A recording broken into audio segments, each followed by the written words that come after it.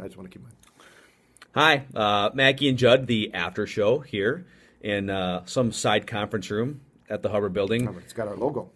It also has like the KS95 I'll get out of the way here. And the My Talk 107 logo.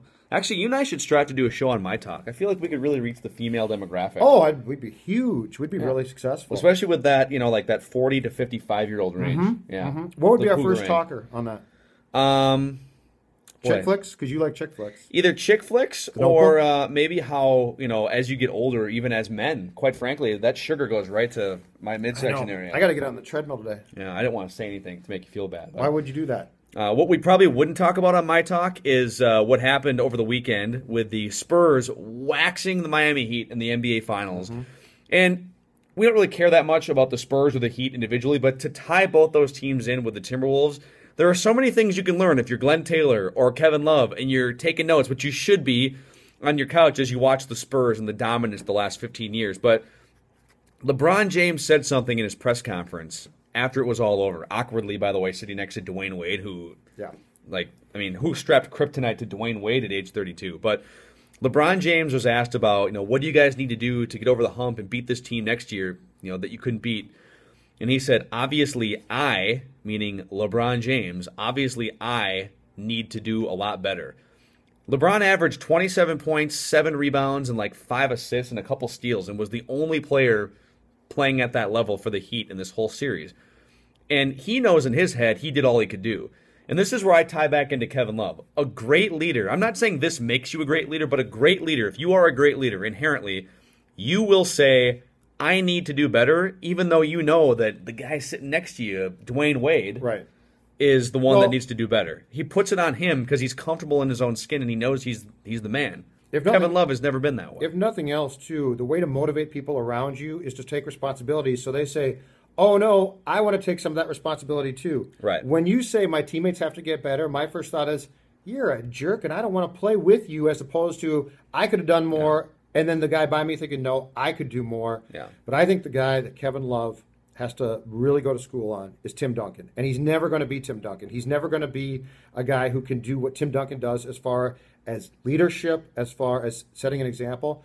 But Kevin Love has spent every offseason as a pro improving his game, and he's gotten himself to be a really good pro basketball player. This offseason should be spent studying leaders and studying guys that get it.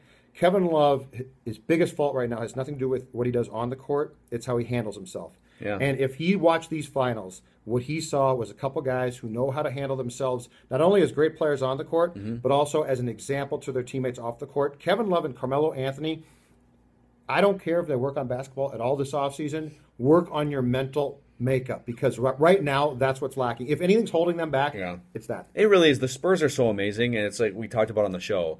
Look at how that roster was constructed. I know some people are saying, well, they got lucky because they tanked one year, and then the 25% chance that they could get whatever it was. I don't even know if they had the worst record, but they had like a 25% chance or less to get the number one pick. Yeah. They get Tim Duncan, so they get lucky in 1999. But 15 years later, you can't still say they were lucky because Tim Duncan's about 38 years old.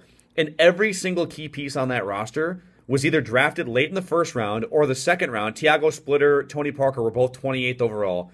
Manu Ginobili was late second-round pick.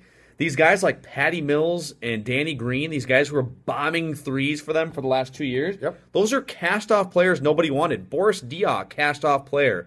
Look at Kawhi Leonard, the Finals MVP. That guy was acquired in a trade for, I believe it was George Hill with the Pacers, and is now the Finals MVP at age 22. It's like they're finding all these players, and the Wolves drafted in the top 10, and they can't get anybody. Derek Williams and Wes Johnson. What's the money quote in these finals from Popovich, who's been there all 15 years?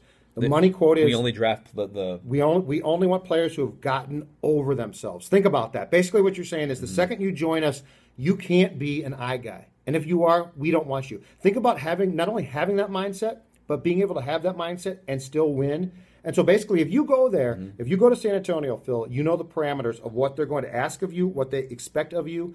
And the fact is, this is a league that's full of I players, me. And that's a team that's full of players who completely get what they want. It starts at the top. That's the most important thing. Can Flip Saunders do that? Can he set a template that starts with that type of accountability at the top? Speaking of leadership, Mackey and Judd, the leaders of 1500 ESPN, really. Oh, that's cute. Actually, Such and Racy probably are. Yeah, let's go. Let's go before we get in trouble. We can maybe fix that sometime, I guess. Anyways, we'll be back on the show on Tuesday. After show, is that what we call this? For now, it's called the All After right, Show. thanks for watching. Yeah, all right. Bye.